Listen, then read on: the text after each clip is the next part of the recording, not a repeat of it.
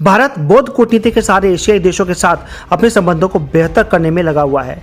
जब से नरेंद्र मोदी ने प्रधानमंत्री पद की जिम्मेदारी संभाली है, उनके बाद से भारत की विदेश नीति में बौद्ध विरासत को काफी महत्व दिया जा रहा है और इसी वजह से एशिया के ज्यादातर देशों से भारत के साथ संबंधों में मजबूती आ रही है।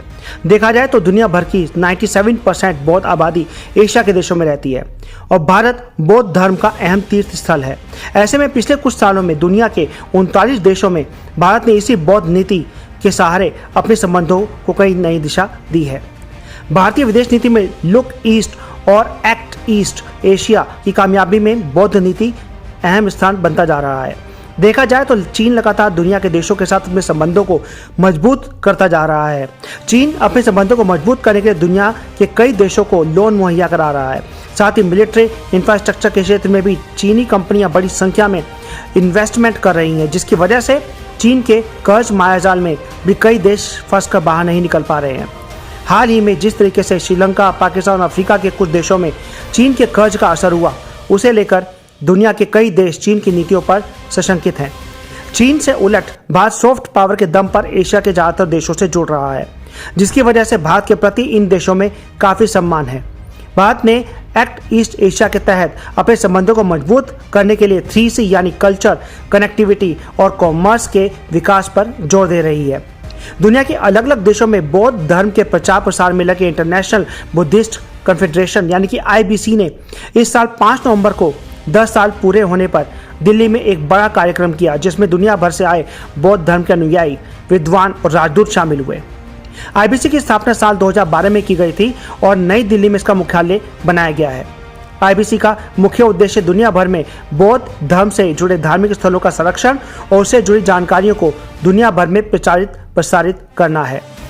डॉक्टर डैमिडो परेग, जो कि एक श्रीलंका से हैं और IBC में डिप्टी सेक्रेटरी जनरल हैं, उन्होंने कहा कि मोदी सरकार ने बुद्ध धर्म के लिए काफ़ी कुछ किया है। प्रधानमंत्री मोदी कई बार श्रीलंका जा चुके हैं। उन्होंने जब भी बात की, भगवान बुद्ध के संदेशों का जिक्र जरूर किया। श्रीलंका में कई बुद्ध धर्म के अनुयायी ऐसा मानते हैं कि मोदी के प्रधानमंत्री बनने से बुद्ध धर्म के लिए काफ़ी काम हुआ है। ये बदलाव काफ़ी दिख रहा है। उन्होंने कहा कि भारत ने दुनिया को बुद्ध दिया, युद्ध नहीं। हमें मिलकर दुनिया भर में शांति को बढ़ावा देना है। यही भगवान बुद्ध का संदेश जिसे मोदी जी दुनिया भर में लेकर जा रहे हैं।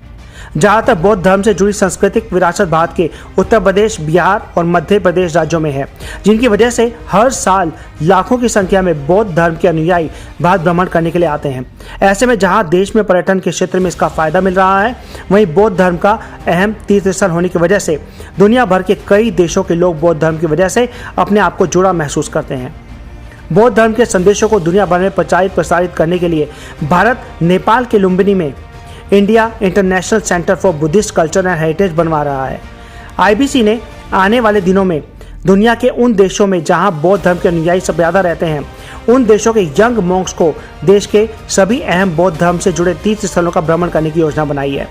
इसी योजना के तहत इस साल दिसंबर महीने में भूटान से 25 बुद्धिस्ट मॉन्क दिल्ली आ रहे हैं, जिन्हें देश के बुद्धिस्ट कल्चर साइट पर भी ले जाया जाएगा। IBC के मुताबिक ऐसे कार्यक्रम से दुनिया के देशों में बौद्ध धर्म के प्रचार प्रसार में मदद मिलेगी। तो दोस्तों, अगली वीडियो में फिर मिलते हैं कुछ और इंटरेस्टिंग फैक्ट और न्यूज़ के साथ। अगर आपको वीडियो पसंद आए तो लाइक, शेयर, सब्सक्राइब जरूर करें। Thank you.